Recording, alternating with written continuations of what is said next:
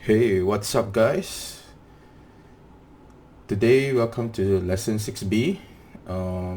Just want to apologize for the very long lag time as I was a bit busy. But today we're going to continue with section 6B, and we are in the topic of materials.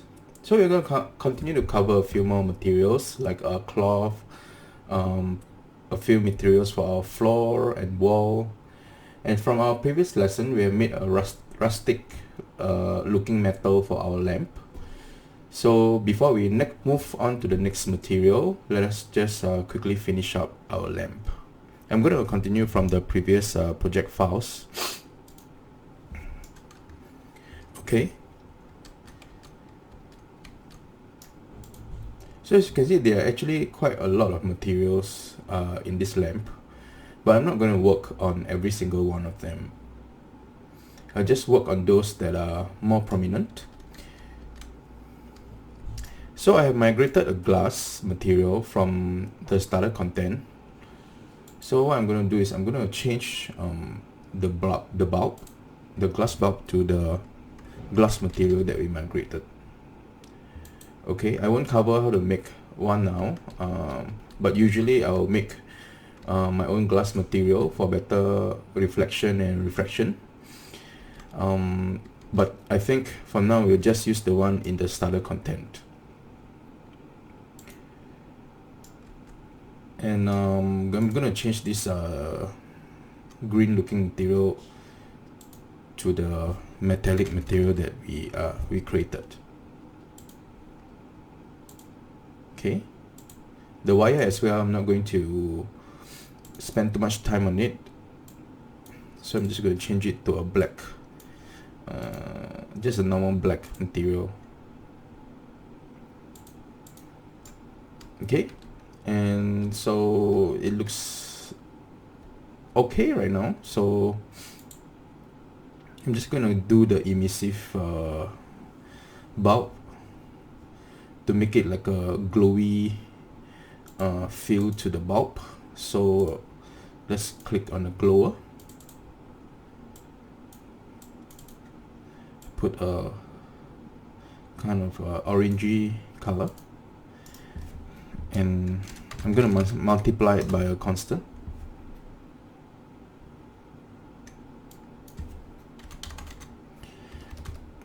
To increase the strength of the emissive color. Yeah, so I'm going to put 3. Okay, so there's a nice glow to the bulb. Some people like it to look like that, some people don't, so it's up to you. Make it a little less orangey. Okay, so another thing that I didn't cover, or rather what I've done is I've increased the light map resolution to 256 because I realized there are a few black patches on the lamp, so I increased the light map resolution, so it looks okay now. I also increased the light map resolution on the wall because the light map isn't done really well. Like I say, a lot of these black patches issues come from the unwrapping of the light maps. So one way to work around it is to increase the resolution, but that will increase the build time. So that's it. So we have our lamp done. I'm quite satisfied with the way it looks. So let's move on.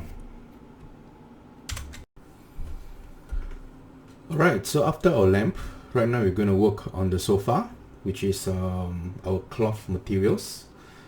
I think since in 4.12, Unreal has released a cloth shader, and I think it's pretty good. It works pretty well for fabric looking materials. So for my sofa, I'm just going to use the cloth shader. Okay, so prior to that, I have prepared a seamless cloth texture. I'll include it in the project files. Okay, this is how it looks. Just a very normal gray texture. So I'm gonna import it into my textures folder.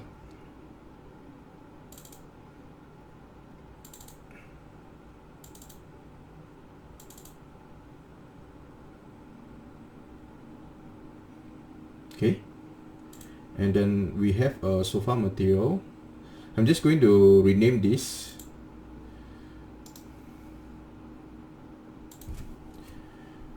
to m_sofa fabric, just to make my project cleaner.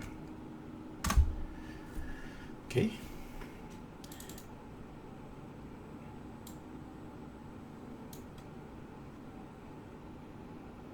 So once I rename it, I will open the material editor. And under this node, let's change the shading model to cloth. So as you notice, once we change the shading model to cloth, the cloth and the fast color node appears. Okay. So I'm just going to bring in my texture. It's pretty easy shader to use. I'm going to create a constant. Okay, I'm going to attach the constant 1 to the cloth node. I'm going to attach the fabric to the base color and the fast color. Okay, I save it, and ta-da! But there's another thing that I usually do for cloth. I will turn off the specular node. So I'll put another constant. And I turn off the specular. Okay. So I think this shader is pretty good for by Unreal. So far so good. So far. Let's move on.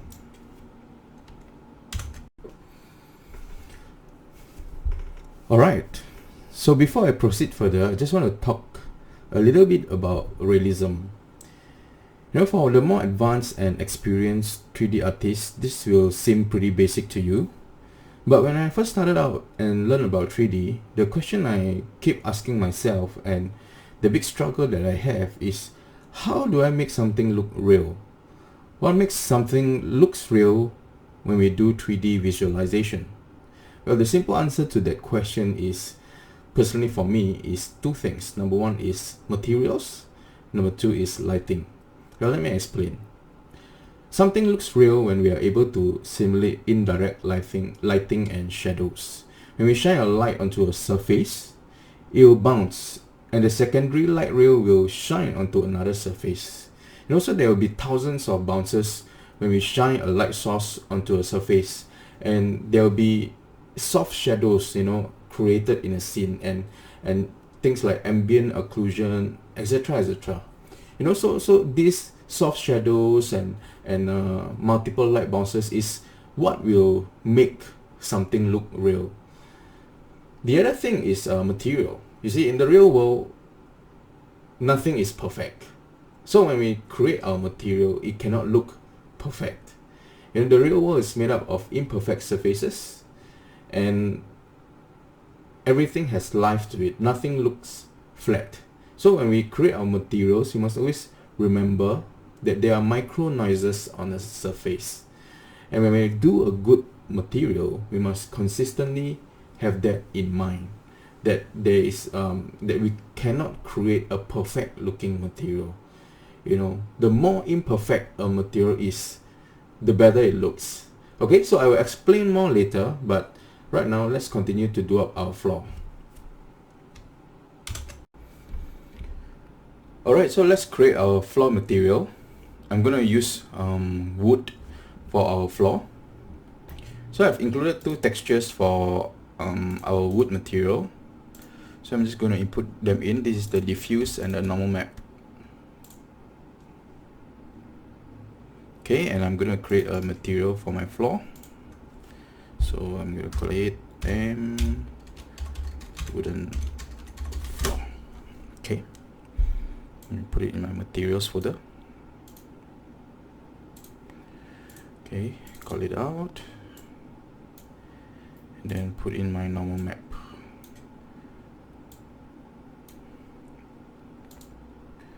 Okay, then what I'm going to do is I'm going to assign the wooden floor material to my floor.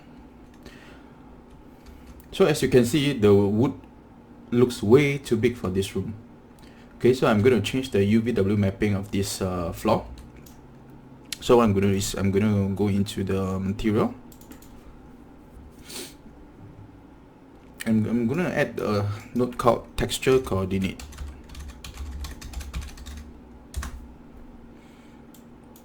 Okay.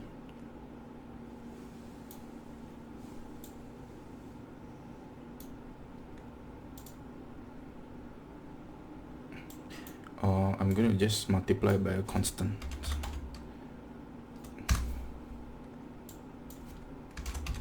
So you can do either of these two ways.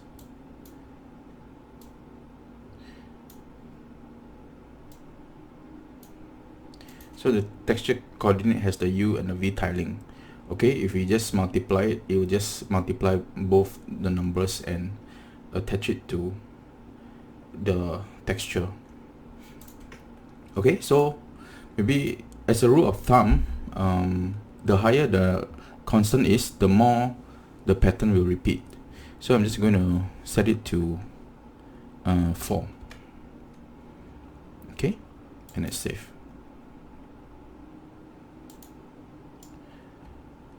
Okay, so it looks better now.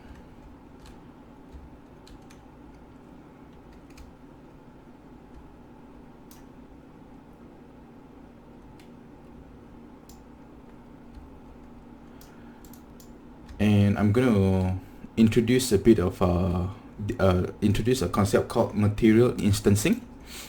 So instead of having to go in and having to adjust, let's say I just want to see how it looks like. So instead of going into the material and having to adjust and save just to see how it looks like, what we can do is we can instance the material. Okay, so what we're going to do is we're going to convert this to parameter, and let's name it UV multiple. Okay, we save it, and then we're going to create a material instance here. Then what we're going to do is we're going to assign the instance material. And as you can see, when I double click on this, I can immediately change the figures and see how the changes looks like. Okay, so this might this will save us some time if you want to play around with the UV, and there are a lot of other uses for material instancing, but this is one really good reason why we want to use material instancing. Okay, so there are other ways to, as you can see, I don't really want to repeat this horizontally for too many times, so I'm gonna just change it back to the wooden floor material and remove the constant, remove the multiplication. Okay, so I have more control over it. There's also I mean, there are other ways to create a instance material that is able to control both the U and the V tiling, but for now I think we'll just create the simple one that I have shown you just now, and I'm going to use a 2 and a 4.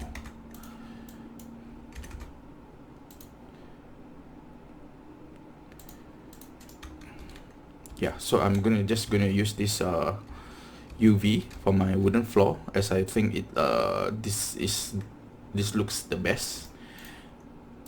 Okay, and I'm just gonna add a bit of roughness to it. So I'm gonna put a constant,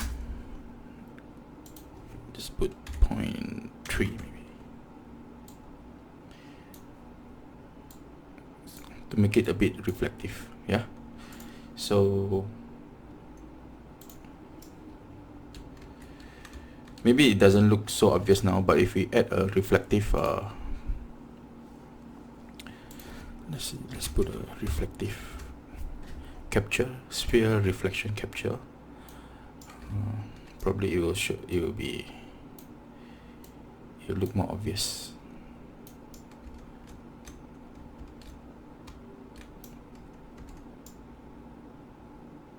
Okay, doesn't really look that, the reflection doesn't really look that obvious, but it's okay. I think I'm quite happy with this so far. So that's it. That's our wooden materials. Let's move on. Okay, remember I was sharing about noises, imperfect noises.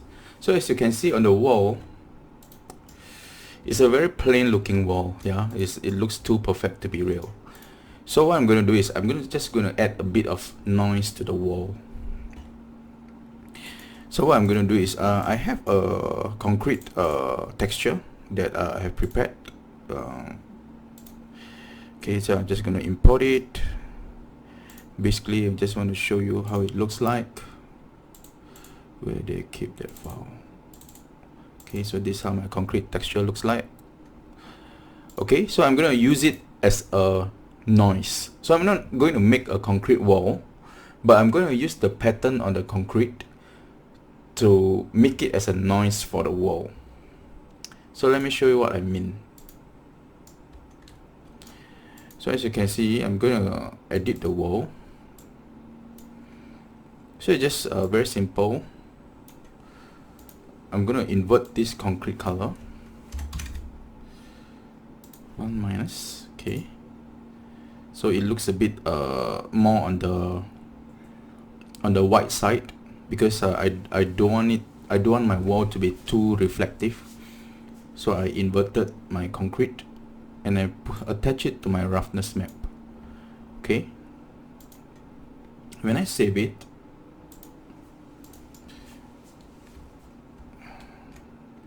well, it doesn't really look obvious now, but when I build and increase my lighting, you will see the difference later. Okay, so that's about it. I'm going to just share a few more things. Basically, when you do your Archviz, the bigger items such as the wall, the ceilings, basically these meshes, they will store a lot of shadow data, you know, indirect shadows from other objects as well. So these big items, we should have a bigger light maps for them. So as a rule of thumb, my ceilings and walls usually I'll put 1024 resolution. So that's what I'm gonna do now. Of course, this will increase the build time by a lot, but it will make your project looks a lot nicer. So I'm just going to change it to 1024. Okay, I'm also going to change my light. Where is my light? Okay, I want to increase the temperature by a bit because I think it's too warm. Okay, maybe I increase the indirect lighting as well, just a bit. Okay, and I'm gonna do a build.